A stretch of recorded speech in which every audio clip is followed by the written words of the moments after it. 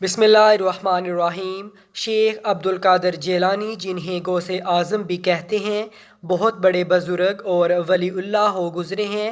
آپ کی ساری زندگی تبلیغ و اشاعت اسلام میں گزری۔ آپ کو بچپن ہی سے علم حاصل کرنے کا بے پناہ شوق تھا۔ آپ نے ابتدائی تعلیم تو اپنے قصبے جیلان میں ہی حاصل کی، لیکن دین کی اعلیٰ تعلیم حاصل کرنے کے لیے بغداد جانا پڑتا تھا۔ اس زمانے میں گاڑیاں اور موٹر کاریں نہ تھیں، اس لیے لوگ قافلوں کی صورت میں پیدل سفر کرتے تھے۔ چنانچہ آپ کی والدہ نے آپ کو بھی بغداد جانے والے ایک قافلے کے ہمراہ روانہ کر دیا۔ سفر پہ روانہ ہونے سے پہلے آپ کی والدہ نے آپ کو کچھ خوراک اور 40 اشرفیاں گزر اوقات کے لیے دیں۔ آپ کی والدہ نے یہ اشرفیاں آپ کی قمیض کی تہہ میں سی دیں تاکہ محفوظ رہیں، اور چلتے وقت آپ کو خاص طور پر یہ نصیحت کی کہ بیٹا، ہمیشہ سچ بولنا اور جھوٹ کے قریب نہ جانا۔ آپ نے ماں کی نصیحت کو غور سے سنا اور سفر پہ روانہ ہو گئے۔ قافلے کے لوگ ڈرتے ڈرتے سفر پہ روانہ ہوئے۔ انہیں اس بات کا بھی خدشہ تھا کہ کہیں راستے میں ڈاکو قافلے پہ حملہ نہ کر دیں، کیونکہ ان دنوں راستے غیر محفوظ تھے اور ڈاکو اکثر قافلوں کو لوٹ لیا کرتے تھے۔ آخر وہی ہوا جس بات کا ڈر تھا۔ قافلے نے ابھی سفر کی 2 منزلیں ہی طے کی تھیں کہ ڈاکوؤں کے ایک گروہ نے رات کی تاریکی میں اس پر حملہ کر دیا۔ تمام قافلے میں افراتفری اور بھگدڑ مچ گئی اور ڈاکوؤں نے اہل قافلہ کو خوب لوٹا۔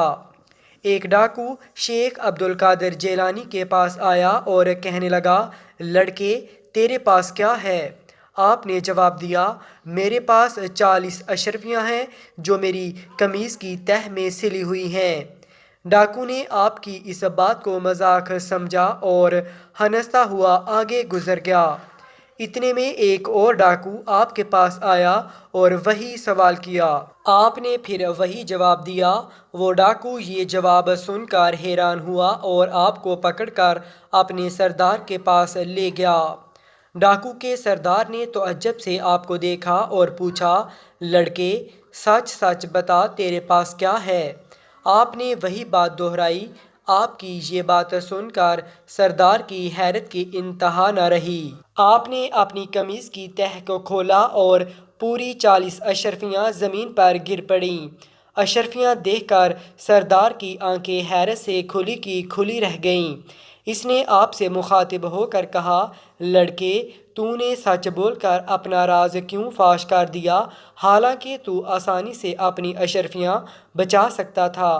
آپ نے جواب دیا، میری ماں نے مجھے نصیحت کی تھی کہ بیٹا، ہمیشہ سچ بولنا۔ میں نے اپنی ماں کی نصیحت پر عمل کیا ہے۔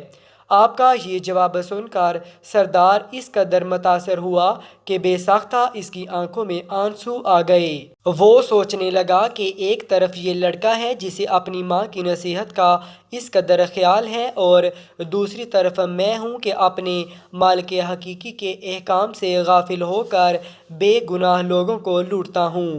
اس کے دل سے غفلت کا پردہ دور ہو گیا۔ اس نے توبہ کر لی اور قافلے کا لوٹا ہوا مال واپس کر دیا۔ اس طرح آپ کی سچائی کی بدولت ڈاکوؤں کی اصلاح ہو گئی اور وہ نیکی اور پرہیزگاری کی زندگی گزارنے لگے۔